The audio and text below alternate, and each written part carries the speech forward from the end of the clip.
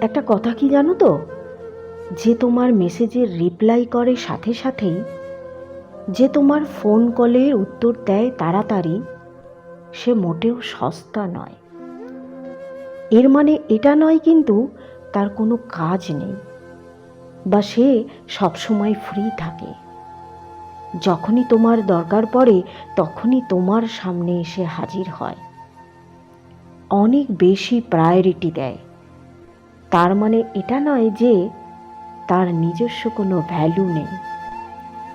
হতেই পারে সে জানে অবহেলার মূল্যটা, হতে পারে সে জানে কাউকে একা ফেলে গেলে কেমন লাগে, আর তাই হয়তো সে তোমায় ছাড়তে চায় না, তোমায় গুরুত্ব দেয়।